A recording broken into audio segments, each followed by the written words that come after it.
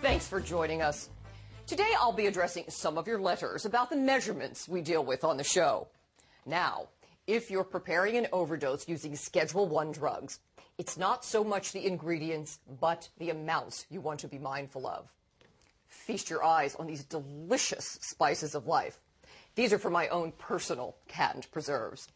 Now, if you want to create a memorable barbecue overdose of cocaine, we always say, less than a pinch will do the trick. An overdose can call for as little as 25 milligrams. Toot! A good way to remember is to think of a cornflake.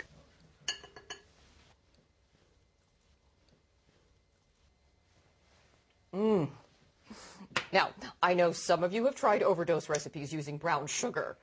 Not that kind of brown sugar. This kind of brown sugar. Now, this is my own homegrown Afghani heroin, but you can use black tar, China white, or some brown sugar from your local skag dealer.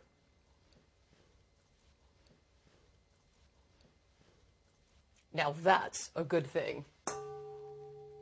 Remember, a little goes a long way when you're chasing the dragon. An overdose can come as cheaply as 80 milligrams. Now, remember, a good way to eyeball this is to look at the markings on a syringe. It's equal to about the weight of half a peanut. I like to put a little H in anything. I could have it by itself or with a little melted butter on movie night. Oh, I'm a heroin junkie.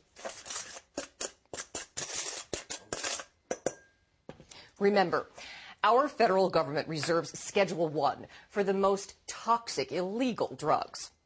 One would think with these substances that an overdose was easy to prepare.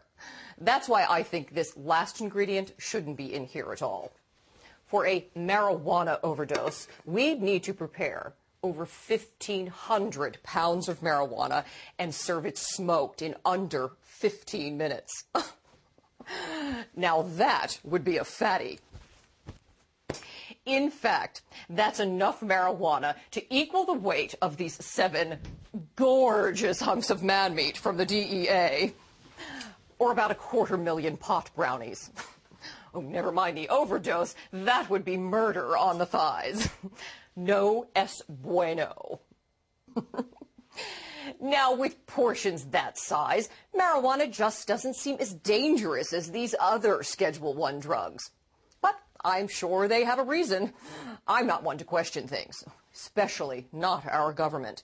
That would make me a traitor. Thanks for joining us. We'll see you next week.